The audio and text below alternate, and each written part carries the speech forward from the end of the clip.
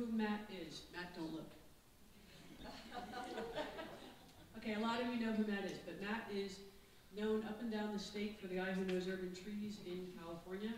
I remember meeting him in 2009 when he came to Sacramento and said, okay, what are the trees you have in this city? And I said, okay, we have this many species. And so suddenly I was hearing all about all the rest of the state as far as how many more species they had in Sacramento. I was a little bit jealous. The only good thing he said is we had more elms than anybody else at the time. Yeah, we still do, yeah. So, but botany and biological sciences. Yeah. Thank you, Cindy. I'm a professor in the biology department at Cal Poly in San Luis Obispo, and I'm going to go quickly here because I'll try to get us back on time if that's all right. Oh, we are. Okay, good. I have 15 minutes to show you a project that I'm really interested in and a thing we're doing based at Cal Poly at our Urban Forest Ecosystems Institute website. Some of you have heard of a tool that we have created there called Select Tree. If you haven't, let me know and come talk to me and I'll explain how it's a good resource for you. But we're doing the California Big Tree Registry program now there, and I am now the California State Coordinator for the American Forest Big Tree Registry program, and I'll explain to you what that means. It's the Big Tree program is a thing in which we are interested in the champion individual of all the species that are in North America. So what is the biggest individual tree of any given species in North America? And then how can we use that to get people interested in trees and interested in forests and then interested in conservation and so on? I think in general, and you may have all had this experience, if you're in the presence of a very large tree, that you're filled with a sense of awe, and I know I am, and I like to think of big trees as a gateway drug to getting people interested in trees in general, and then forests and forest ecosystems and things like that. And so we keep track of California's champion trees on this website called California Big Trees. If you Google that, you can go through the list and see what is the largest individual of whatever given species you're interested in at the time, and where does it occur, and how big is it actually, and you can get some photos of it and so on. And what a champion tree actually is, and the way it works is champion tree is the largest individual within a species, and includes in California, we've decided, because we have such a diverse urban forest as well as native forest, to include non-native trees. And so we have native and non-native trees on it. Most trees are measured and nominated by people who are non-experts. Just anybody has the opportunity to say, oh, I have a big tree in my community, in my neighborhood, and I'll go on there, oh, look, it's bigger, I measured it, it's bigger than the one that's on there, and I'm going to nominate it. And then that gets verified, usually verified by some expert, and then nominations, once they're confirmed, and they can go on to the actual online registry. And it's measured using a standard point scale. And what is that? It's you add up the trunk circumference, the height, and the canopy spread, and that gives you a point scale, and the one with the largest point scale is the winner. Now there's some problems with this, and there's some technical problems and some communication problems. And one of the technical problem is, here's a photo I took I don't know, a couple weeks ago. There's my graduate student Natalie Rossington here, and we're in Rockefeller Grove in Northern California, and this presents a serious technical problem with trying to measure trees. And the fact that you can't see the bottom or the top of any given tree in a forest in any of these really large forests. So that's a serious problem, and that's been solved by some people by climbing to the top of them and dropping a line to the bottom and then measuring that line and so on. And that's a good way to solve the problem. It's time consuming and dangerous and illegal in many places in California and so on. So that is that is a solution, though. And with these really big trees, you end up walking up to it, and you've also had this experience, and you stand there at the bottom and you look up and you go, whoa, that's amazing. And that's and you know, it sort of ends there. You don't really get a good sense for it. And then there's the communication problem, and I know you've had this problem too, where you went to some forest, you saw some great tree, you took all these photos, and you got home and you showed your friends those photos, and the photos were lame compared to the tree. They didn't represent it at all, and that I think is a communication problem with big trees and impressive trees, is how do you actually show them to people in a way. And so what if there was a tool that you could use that would solve both problems? They would solve the communication problem, but it would also solve the technical problem of being able to see the top and the bottom of the tree at the same time and get some accurate measurements and so on. And so we've been experimenting with this tool. It's a flying camera on a flying device that you can control with I don't use the word drone, because drone is something that is in some other countries that are used to kill people and so on. This is a flying camera that we have that we use to measure and look at trees and make great videos of trees. And so we've been using this to look at our biggest trees in California, in both the urban forest and the native forest. And I'm just going to show you some of the type of imagery that we've been able to start to get here with these unique views that we can find. And here's a unique view of the Mendocino tree in the Montgomery Woods State Park. So here we are, down here at the base. There was at one time, towards the top of the screen, there was known to be the tallest tree in the world. It's not anymore, because some other ones have been discovered. But we are seeing things now with this. You've all seen satellite imagery, and you've also looked up at trees, but getting right above them and seeing the reflective light from above them, you see all kinds of things that you never saw before. The blue individual on the left there is the same species as all the other ones, and we're seeing this kind of diversity that we haven't been able to see before. Here is another example. This is Bald Hill Road here, and on the left is an old growth forest, and on the right is a forest from a 100-year-old clear cut. And you can see different things in diversity and species and numbers of individuals and the way that the branches are arranged on the stems and so on. All those types of things are starting to become clear. In science, sometimes you have tools to answer questions, and sometimes the tools actually generate more questions as well. And we started to use this to answer the question, how tall are trees? But then we're getting new information and also learning information about some of our iconic trees in California. This is the largest individual coast redwood in the world in amount of wood mass, called the Del Norte Titan. It's in a hidden place outside Crescent City. There we are standing next to it. This is Bob Van Pelt's drawing of it from 1993 in his book. And here is a video of the trunk of it. There's Australian forester, another professor, and several graduate students here as we came up onto it and we looked at it and we got a chance to remeasure it and see how large it actually was. And then the beauty of the flying camera is that you can stand at the base of the tree, fly it up to the top of the tree. You're sitting there looking at the top of the tree in real time. And then with the laser rangefinder, you can just hit the camera and see exactly within centimeters of how tall you are. And so it's the least invasive and probably the best way to be able to find out things about these trees, which we haven't been able to before. There's the top of the Del Norte Titan right there. And Bob Van Pelt's drawing, he drew a dead top to it, and apparently it recovered from that in the 20 years since it's been seen from the top from other people have climbed the trees around it. But we've also been able to, with a video like this and having the camera up at 350 feet, be able to say, oh, that's a really tall tree right back there. We should go look for that one. When before that was nearly impossible to do, and it would take days and days to get up to the top of these things and actually be able to get the kind of information that we're interested in.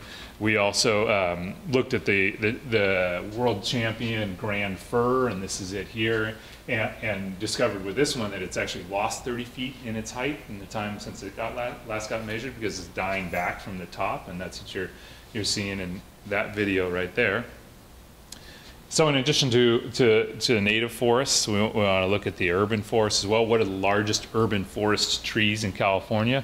Well, we have several large species that are grown in urban areas. One of those is the blue gum, also very commonly grown in California. Up until this summer, we didn't know where the largest blue gum was in California, and this was thought to be it. And this tree is owned by Clint Eastwood, and it's in Carmel, at the Carmel Ranch, and there's a view of it. Here's the trunk base of it there, and so we got a chance to see this. We got invited on to fly the camera on Clint Eastwood's property, take a good close look at the tree, get the actual measurements, and discovered that it is actually not the champion. And we found the champion in a small town called Petrolia.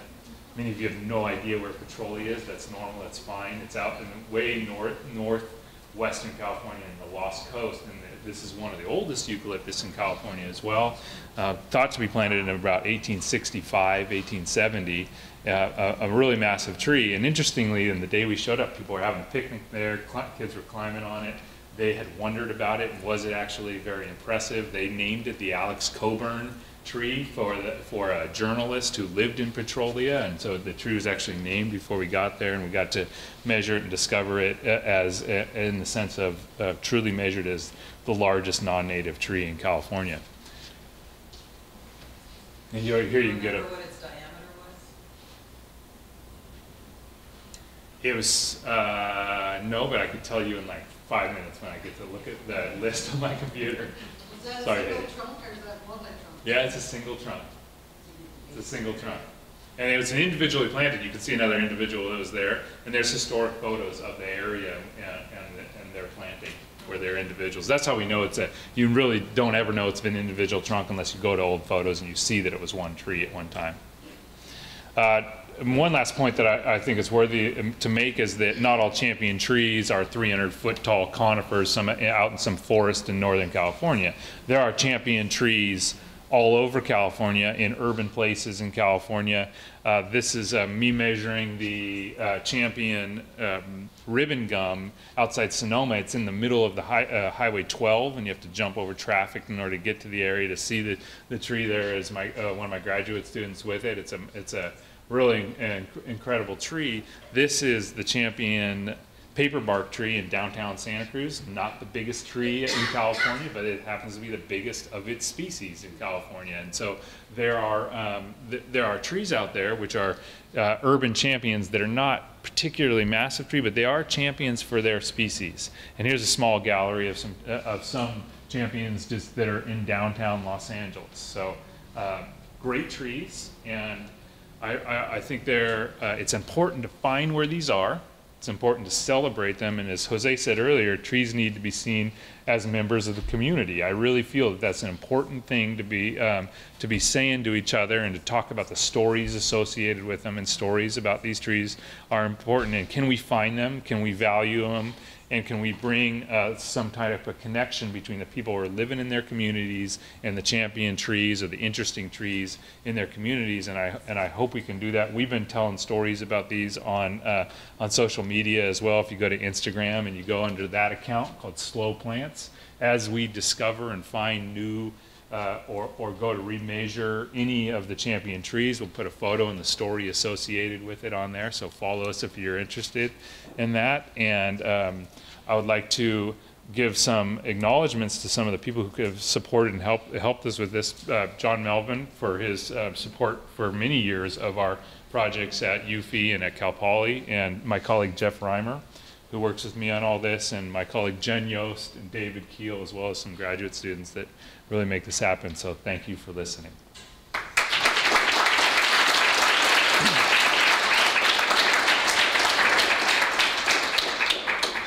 Could you tell them about your big tree tour? Yeah. So she asked, could I tell you about my big tree tour idea?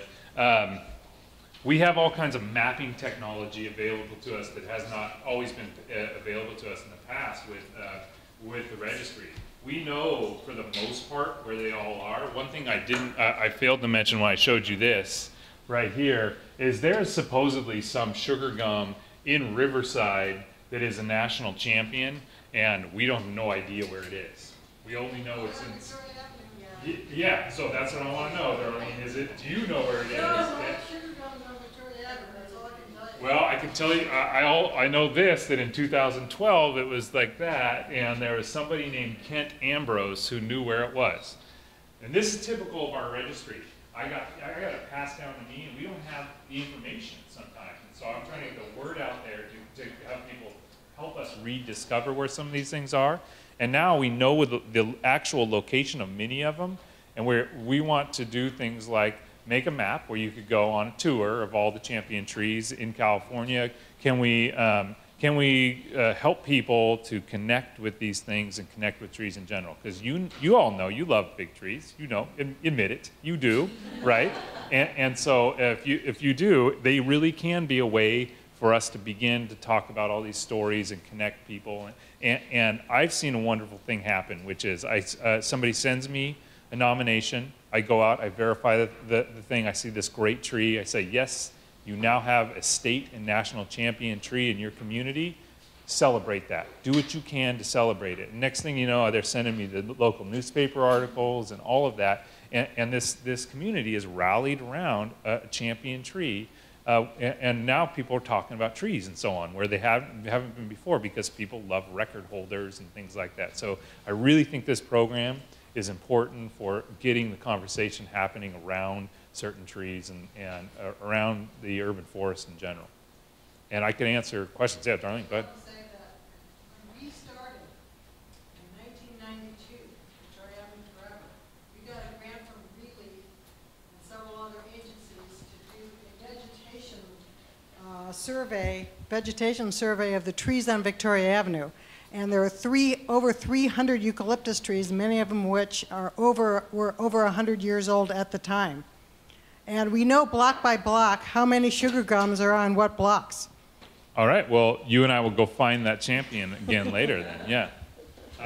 I guess I could answer one more question if anybody has one. Yeah, go ahead, Tim? Tim, is it Tim, right? Yeah. All right, well, thanks a lot. I had a question. You and I were discussing earlier how, by the way, everyone, I'm starting a native plant nursery, or I'm helping to volunteer start a native plant nursery for the Arroyo Seco Foundation and the Arroyo Seco. And we were discussing earlier how some non-native trees, like the London plane, we're having big trouble with those. A lot of trees, we're speaking generally here today about how trees, they have these general benefits. They give us shade and they look pretty and everything like that. But a lot of trees I've found doing ecological restoration work are really causing a lot of ecological damage. We were speaking about how it's hard for us at the nursery to find pure sycamores because the London planes have been planted and they're contaminating the gene pool, and we don't have those local genetics anymore, for those trees to be perfectly adapted to that spot where they are. And of course, there's Chinese elms, which are highly invasive. A lot of these eucalyptus trees were planted, and one of the original purposes was to dry up wetlands to get rid of malaria. So I don't, see how that could be helping us in the drought today. And so I'm just wondering, are all trees, I guess, equally beneficial is the way I would ask. And, are there, certain trees that maybe we shouldn't be planting and we shouldn't be celebrating? So, that's great. It's a great question. And I'm going to do my best to answer it as succinctly as possible. First, let me mention to you that I am the vice president of our local chapter of the California Native Plant Society. I love native plants. My first book was about native plants. And there are some places in California where native plants are not appropriate for urban forest plantings, where there actually isn't any native tree that would do well in a 3-foot street well near a parking lot, in the parkway, in a hot area in Southern California. There just aren't. There aren't. And so my answer is a simple one, which is the right tree for the right place. Should we be planting some semi-invasive or invasive individuals or trees in the wildland-urban interface? No, of course not. We should never be doing that. We should be very careful about those types of things. But in an urban forest setting, we have to be able to pull from very diverse trees from all over the world, some of which do perform better than native trees. You can never get a sycamore to grow in a small street well in a dry spot. It just won't do well. It'll suffer over a long period of time. Particularly our native sycamore will suffer. Well, what trees can we go to then to provide shade and all the ecological benefits that we need? Well, how about let's go find trees from a continent that is very old, its soils are terrible, and it's been dry for millennia. Australia, that's perfect. There's Australia. We can go to Australia. And there's a bunch of trees there that we happen to do well in California because we've mimicked Australia in the terrible urban places that we have, right? Because the creeks are dried up and so on. So what are we going to do? Are we going to try for California native plants? Or are we going to promote California native plants in one situation and draw from the diversity all over the world in a different situation? I want to do that. I think that is the best thing to be doing. Plant the right tree from the right place, and those are not always native. And I know, I don't, that's just my opinion. And so our drought is on us, and Australia's been through this, by the way, and we need to look to Australia. We need to look to Adelaide and some of the cities that have really suffered because of their drought, and what have they done, what have they planted, what have they lost, and what have they gained from their experience. And I think, let's not recreate the wheel. Let's do what other places have done when they've tried to recover from drought. And what species have they been growing and choosing and planting and so on. So thank you, Tim, and thanks for asking that. Yeah. Thank you. Yeah.